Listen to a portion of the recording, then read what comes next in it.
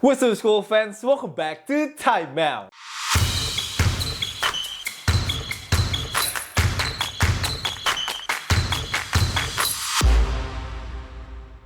Yo, what up Time Out Gang? Dan gue ingin memulai Time Out hari ini dengan mengungkapkan rasa sangat kecewa gue kepada seorang bapak yang berani-beraninya melelang game worn jersey dari Wemby hasil jersey swap dengan anaknya. Oh my god, what is he doing, man? Gila, ini kenapa pemain NBA itu males tau gak lo untuk kasih souvenir kepada fans-fans. Karena kadang-kadang ya, lo bisa lihat ada yang dijual, ada yang dilelang. Ini gimana Wemby gak kesel sih lihat postingan ini. Karena Wemby udah lihat dan juga udah react di Twitternya dengan emoticon aja sih. Karena gue juga yakin Wemby udah kehabisan kata-kata sih. Karena ini adalah jersey swap yang sangat ikonik sekali. Gue pun sangat terhibur dengan kontennya, ini wholesome banget. Tapi dihancurkan sama bapak yang menurut gue maruk banget ini. Karena ini adalah momen yang harusnya tuh di-cherish dan juga menjadi kenang-kenangan seumur hidup untuk anaknya juga gitu. Lu frame jersinya Wemby game worn, kapan lagi nih, sekali seumur hidup dong lu akan dapat. Lalu juga mungkin sama foto anaknya yang lagi tukeran sama Wemby. Ini malah dilelang guys, gue udah gak ngerti lagi ya. Gila sih, menurut gue one of the dumbest things ever. Dan juga nih sangat mean sekali menurut gue kepada Wemby.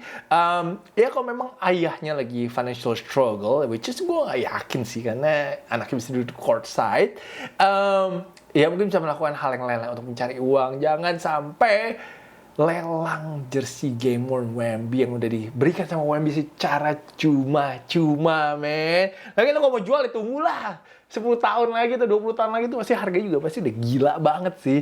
Tapi emang di Amerika itu terkenal gitu loh untuk seorang adult itu memakai anak untuk minta tanda tangan ataupun juga mendapatkan souvenir dari pemain NBA lalu dilelang di eBay atau dimanapun itu. Jadi gue kecewa banget sih sama orang tuanya yang melakukan hal ini. Ditambah hari ini Spurs juga kalah lagi dari Memphis Grizzlies 129-115. Kemarin ini gue sempat diprotes di time out. Katanya kalau Rocky bahas Memphis kalau lagi kalah aja. Jadi sekarang ini gue bahas lagi menang nih. Karena memang kadang-kadang momennya gak pas aja sih untuk bahas Memphis. Tadi Spurs itu di bawah 2, men. Itu defense-nya langsung drop banget, struggling banget. Dan Spurs udah di 3 dari 5 pertandingan terakhir mereka allowed lawannya untuk mencetak 120 poin atau lebih. Dan mereka rekornya 3 dan 8 saat membiarkan lawannya mencetak 120 poin. Di babak kedua sih tadi benar di outscored sama si Memphis 78-52. That was the game. Padahal mereka tadi di babak pertama sempat unggul 12-an poin sih tadi dari si Memphis. Dan Wemby di game ini juga makin sial aja karena hampir kena 2 poster. Karena yang satu terjadi beneran, yaitu di poster two-handed slam sama Zach Edey. Wow, gila, itu big man against big man. Tapi yang kedua sayangnya tidak terhitung karena udah after the whistle. Padahal ini bisa jadi dunk of the year from Ja Morant. Oh my god, nih orang sih emang kalau udah terbang tuh udah kayak Vince Carter. Dia mengingatkan gue sama Vince Carter si Ja Morant ini. Tapi sayangnya memang wasit udah new fluid dulu. Kalau nggak, itu Ja-nya aja masih kayaknya adrenalinnya masih naik sih. Dia sampai ke penonton react juga. That was just crazy, bro. Ja, I am not dunking anymore, Morant. Kalau udah terbang, itu nggak ada yang bisa nge-stop dia sih. Wemby aja ditanjak sama dia tadi ini. Ja di game ini tadi double-double 21 points and 12 assists. Grizzlies sekarang ini rekornya 14-3. Kalau Ja itu bisa lebih dari 5 assist. And Desmond Bane 21 poin. Santi Aldama yang gue ketemu di depan Hotel Mulia lagi nungguin Gojek, dia hari ini mencetak 20 points. Tapi menurut gue kuncinya hari ini di Jaren Jackson Jr. sih. Gue tahu dia bukan primary defendernya untuk Wemby hari ini, tapi dia tiap kali si Edey udah lewat, dia lah yang menjadi second defendernya untuk si Wemby. Dan dia benar-benar tadi ada sekali yang ngeblok Wemby. And Wemby just having a hard time untuk bisa ngelewatin that second defender, yaitu Jaren Jackson Jr. Tadi pun juga sekali dikasih step back 3 point. Masih Jaren Jackson depannya si Wemby. Yes, Wemby defensively tadi di babak pertama sih ngeri banget sih. Dia di babak pertama tuh udah 8 block shot, man. Dan juga dia selesai dengan 12 rebound. Tapi offensively Curry hari ini dia 5 dari 19 aja dan hanya 13 poin saja. Yang bagus hari ini main dari Spurs adalah si Stephon Castle. Stephon Castle lagi dapat role sebagai starting lineup sekarang ini. He dropped 26 points, kalau nggak salah 24 poin ini di babak kedua, dia tadi baru panas. Tapi Stephon Castle kalau dia bisa consistent, I think he's the front runner sih. I think he's the front runner untuk Rookie of the Year. Tadi ada satu momen juga viral di game ini di mana Chris Paul nyuruh Wemby untuk tie up si Zach Edey. Itu basketball IQ-nya out of this world sih. Benar si Chris Paul itu bisa berpikir sepersekian detik untuk bisa nyuruh Wemby untuk bisa jambol dengan si Zach Edey. Itu benar basketball IQ-nya udah beda kelas sih si Chris Paul. And Stephen Curry hari ini juga viral karena di sisa 50 detik dia 3 point abis itu nengok ke fansnya Timberwolves. Warriors kembali ke jalur kemenangan hari ini setelah mengalahkan Timberwolves dengan sangat tipis sekali 116-115. Just never gets old, man. Steph Curry hitting his trademark look away 3. Aduh, kalau dia ada pensiun gue udah gak kebayang sih nggak ngeliat kayak gitu lagi. Tapi gila, men. Apa rasanya jadi fans yang di courtside terus di stare down sama Steph Curry after 3-point shot. Itu juga jadi memori seumur hidup sih menurut gue ya. Dan di momen itu lu juga bisa lihat di mana Ant-Man itu reaksinya pasti Steph kosong tuh dia udah kayak oh my god, here we go again. Dia tuh kayak udah tahu sih at that moment he knew they fucked up. Dia udah tahu pasti 3-pointnya Steph akan masuk. Steph ini kayak emang masih kesel juga sih sama Timberwolves ya, karena Timberwolves itu drafted Johnny Flynn in front of him. Dan lu bisa lihat tadi juga di momen itu Nash Reed and Ant-Man itu ball watching semua sih. And on the next possession sayangnya Ant-Man sebenarnya punya kesempatan untuk bisa nyetak 3 point tapi tembakannya belum masuk dan Timberwolves tidak berhasil comeback di game ini. Steph hari ini mencetak 31 poin, 8 assist while playing a season high 37 menit. Kayaknya abis ini Steph akan mainnya menitnya berat terus sih sampai mungkin All-Star break. Karena kalau dari Steph nggak main sampai gitu belum tentu loh Warriors bisa menang. Apalagi kita tahu hari ini Warriors tanpa Draymond Green, tanpa Jonathan Kuminga, tanpa satu lagi tadi siapa kok gue lupa ya. Pokoknya ada 3 pemain yang tidak main. Satu lagi adalah Kyle Anderson. That's what I'm forgetting. Kalau si Steph kayaknya sih kalau mau Warriors pengen menang-menang terus ya maaf ya kayaknya Steph harus main di atas 37 menit terus sih sampai end of the season kalau mereka ingin masuk ke play-in ataupun juga ke playoff. Andrew Wiggins juga solid hari ini, 18 poinnya dicetak di second half dari 24 poin totalnya. Dia juga selesai dengan 10 dari 12 free throw-nya yang cukup menurut gue jadi pembeda dan juga crucial di game kali ini. Tapi Buddy Hield guys, Buddy Hield is back. Gila Buddy Hield hari ini mainnya bagus lagi nih. Buddy Hield experience bisa naik turun. 18 poin dia hari ini, and you know what's crazy? Kalau Buddy Hield at least 18 points, Warriors undefeated guys. Undefeated 10-0 woy. Jadi itu kayaknya tiap game dengan disuplai bola lah biar 18 poin biar nggak kalah-kalah si Warriors ya. And then Schroeder hari ini juga kalau nggak salah 12 poin nih kayaknya, gue salah ketik kayaknya, atau 11 poin. Gue lupa lah pokoknya antara 11 atau 12 poin, tapi TJ di hari ini juga had 15 rebounds tuh. Jadi hari ini kemenangannya Warriors itu collective efforts by the team. Tapi ya biasa lah, Dub Nation. Namanya kan Dub Nation, nonton harus 6 jantung ya. Karena di di babak pertama tadi mereka udah up 23 weh. Mereka udah up 23 tapi akhirnya kekejar gara-gara mantan. Gila suka banget dibantai sama mantan. Yang main harus dibantai sama Chris Boucher, sekarang dibantai sama Dante DiVincenzo tadi. Juga hot man. Apalagi tadi dan the fourth quarter dia yang bikin ngejar juga dengan 3-pointnya. Tapi untungnya si Warriors masih bisa menang ya. Dante tadi 28 points dan juga 9 assists. Ant-Man juga 28 poin di game ini. Menuju All-Star break, Warriors akan banyak main di home nih. Dia akan main 8 dari 9 game berikutnya at Chase Center. So harusnya mereka bisa pull up some wins. Dan hari yang close juga adalah Opa LeBron.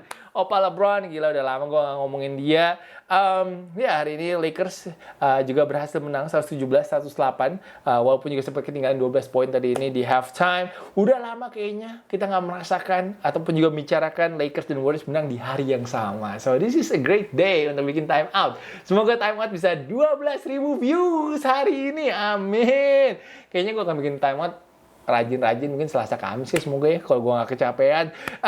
Tapi tadi Lakers di kuarter keempat tuh efforts-nya sih. Efforts, fokusnya gila. Si Austin Reeves sih asik banget tadi passing-passingnya menurut gue.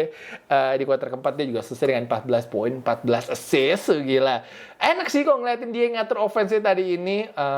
Tapi ya itu, Opa LeBron terakhir umur 40 tahun.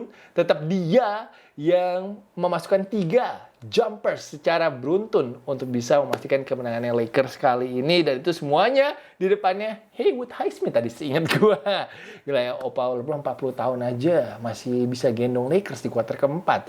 LeBron tadi selesai dengan 22 poin and 9 assist. Tadi juga ada momen yang sangat wholesome sekali di mana awal-awal game ya kayaknya ada anak kecil kayaknya overwhelmed lihat LeBron sampai nangis dia. Course I think LeBron realized it after the game maybe or in the second half. And akhirnya setelah game LeBron juga kasih dia sedikit hadiah souvenir dengan gelangnya LeBron James. So tadi LeBron juga took a picture with her. That was really nice to see sih. Rui made his impact felt today menurut gue.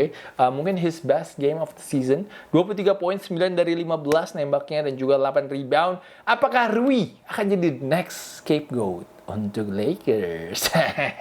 Tapi tuh kan Rui kok dapet touches-nya, kok dia dapet opportunity untuk nembak, itu dia sebenarnya oke banget. Jadi JJ Redick ya harus bisa sih bikin si Rui itu bisa involve di offense Lakers seperti hari ini. Selain itu ada Anthony Davis, double-double, 22 poin and 11 assist. Great defense, great focus like I said, tapi yang pasti yang great juga adalah Afro Gabe. Afro Gabe mungkin dia udah nyimpen nih buat lawan mantan tim dari 14 points. And Max Christie juga tadi di kuarter keempat ada 3 point yang lumayan oke juga tadi.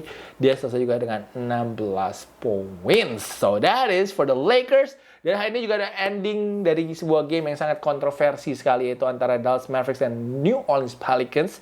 Third straight loss for the Mavericks. Dallas kalah 116 dari New Orleans Pelicans. Dan mereka kalah gara-gara tidak di-call goaltending tadi at the end.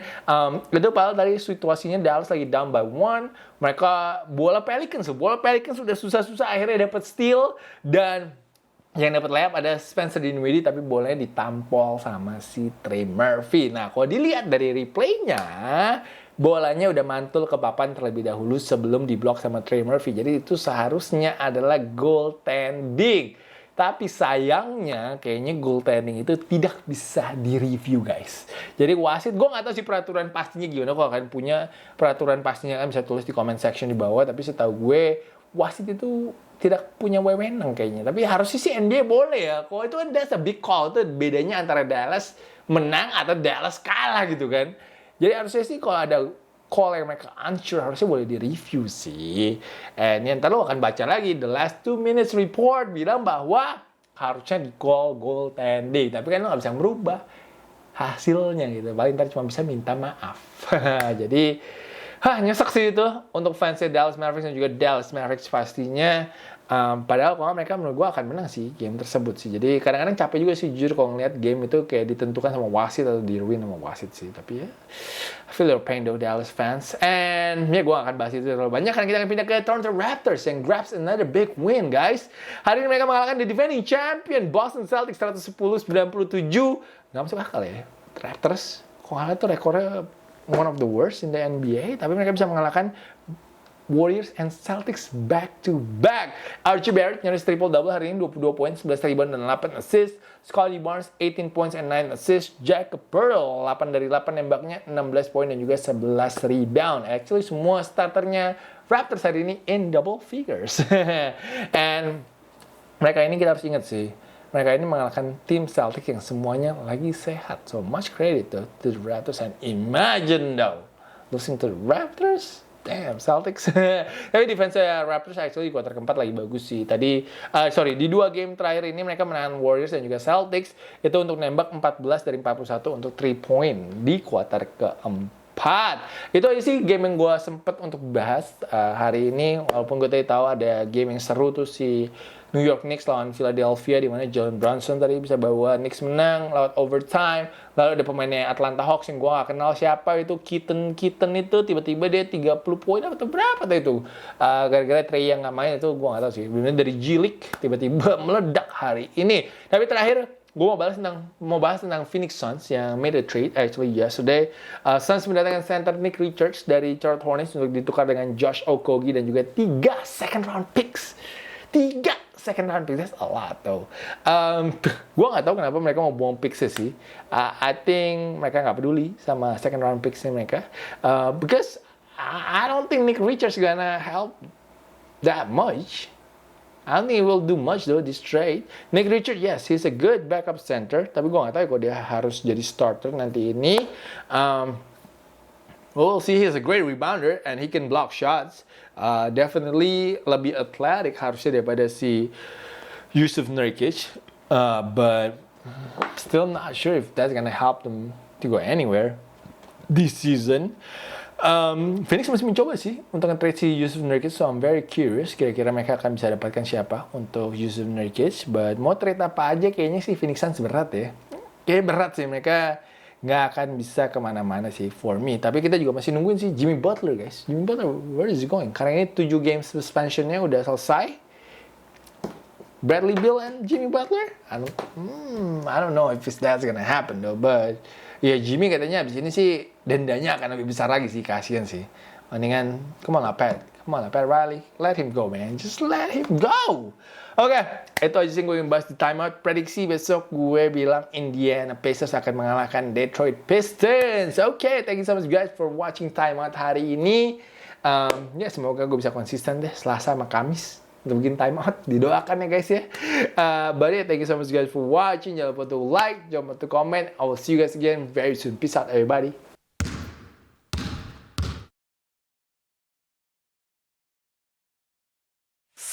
Please join my channel guys.